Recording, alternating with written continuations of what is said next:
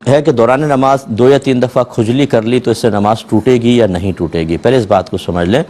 حدیثوں وغیرہ میں کہیں ایسی کوئی بات آپ کو نظر نہیں آئے گی۔ یہ فقہا کا اپنا ایک اجتہاد ہے، اور وہ اجتہاد معمولی نہیں ہوتا ہے۔ میں معمولی کہنے کی کوشش نہیں کر رہا ہوں، اولی الامر منکم کی ابھی میں نے تشریحات آپ کو بیان کی۔ اصل مسئلہ کیا ہے کہ نماز میں کوئی بھی ایسا فعل کرنا، کوئی بھی ایسا کام کرنا کہ اگر کوئی دور سے اس نمازی کو دیکھے تو یقین کر لے کہ نماز میں نہیں، اسے کہتے ہیں عمل کثیر، بڑا عمل، اور اس سے نماز ٹوٹ جاتی ہے۔ جیسے میں موبائل جیب سے نکالوں دوران نماز، نکال کے دونوں ہاتھوں سے اس کو کر کے پھر جیب میں رکھوں، اب جب تک میں دونوں ہاتھوں سے کر رہا ہوں کوئی بھی دیکھے گا کہ یہ نماز میں نہیں، اسے عمل کثیر کہتے ہیں جو نماز کے فساد کا سبب بنتا ہے۔ اور اگر میں کوئی نماز میں ایسی حرکت کروں جو نماز کی اصلاح وغیرہ کی نہیں ہے، لیکن دور سے دیکھنے والا یہ یقین نہ کرے کہ نماز میں نہیں، بلکہ شبہ شاید ہو شاید نہیں، جیسے ہاتھ یوں نکالا موبائل، ایک ہاتھ سے بند کر رہے ہوتے ہیں، بعد وقت رنگ ٹون بن جاتی ہے، بند کر کے اسے رکھ لیا، اب دور سے دیکھنے والا شبہ میں رہے گا نماز میں ہے کہ نہیں، اسے عمل قلیل کہتے ہیں، اور اس سے نماز فاسد نہیں ہوتی۔ اگر اس صحیح ضرورت کے تحت ہے تو مکروہ بھی نہیں ہوگی، ورنہ تھوڑی سی کراہت پیدا ہوتی ہے۔ یہ آپ بات سمجھ گئے۔ اب فقہا نے فرمایا کہ اگر ایک رکن میں جیسے قیام ہے 3 دفعہ ہاتھ اٹھا کر کوئی کھجا لیتا ہے، 3 دفعہ ہاتھ اٹھا لیتا ہے تو یہ عمل کثیر بن جاتا ہے، اور جب عمل کثیر ہوگا تو نماز فاسد ہوگی، ٹھیک ہے۔ لیکن آج کل کے دور کے اعتبار سے ہم اس پر فتویٰ دینا پسند نہیں کرتے ہیں۔ وجہ اس کی یہ ہے کہ جو ہمارے بچے نماز پڑھتے ہیں کالج کے، اسکول کے، آپ ان کو دیکھیں ایک ایک رکن میں 10 بار ہاتھ اٹھاتے ہیں۔ اس کا مطلب یہ نہیں ہے کہ ہم ان کو ادب نہ سکھائیں، ان کو ادب سکھایا جائے گا۔ میں نے امام حضرات کو دیکھا ہے وہ 3 4 بار ہاتھ اٹھا لیتے ہیں، خصوصاً جب تراویح پڑھا رہا ہو، حافظ شروع کی تراویح سوا سپارہ پڑھنا ہوتا ہے، اور ایک ایک رکعت کے اندر لمبا سپارہ ہوتا ہے، بیچارے کو کھجلی ہو، تھوڑا سا اس نے کھجا لیا،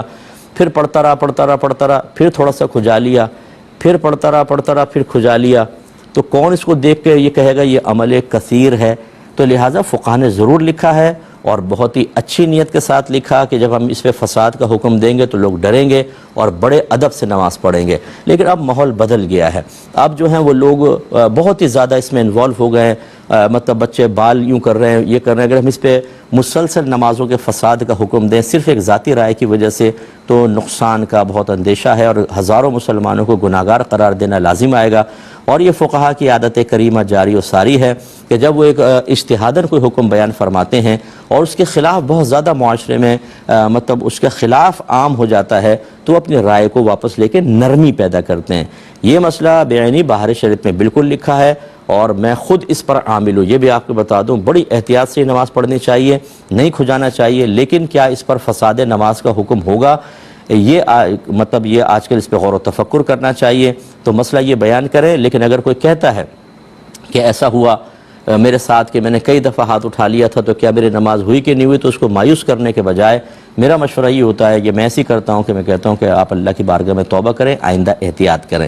تو اس قسم کے مسائل میں جو اجتہاداً بیان کیے گئے، اور اس کی اصل وہی ہے کہ کیا عمل کثیر بنتا ہے یا نہیں، اور عمل کثیر کی آپ تعریف دیکھ لیں، اس کی روشنی میں تھوڑا سا اسپیس دینا چاہیے لوگوں کو، اگر ادب سکھائیں، ماحول بنائیں، اللہ تعالیٰ کی معرفت دیں، تاکہ ایک آدمی جب اللہ کی بارگاہ میں کھڑا ہو تو اتنا خوف ہو، ایسا اس کا دل حاضر ہو کہ حرکتیں نہ کرے۔ لیکن اگر ہم تمام کوئی لوازمات نہ کریں، کوئی اہتمام نہ کریں، اس کو ان کو پروٹیکشن نہ بتائیں، ان کو ہم احتیاط نہ بتائیں، ہم ان کو اللہ کی معرفت نہ دیں، اور صرف یہ حکم بیان کر دیں، تو یہ عمل کثیر کیسے بنے گا 3 دفعہ کھجانے سے؟ یہ ذرا دیکھنے والی بات ہے۔ اتنی تفصیل میں نے اس لیے بیان کر دی۔ تو بہرحال احتیاط کریں، ادب کے ساتھ نماز پڑھیں، لیکن ہم اس پر فساد کا حکم ہر ایک کے لیے نہیں دیں گے۔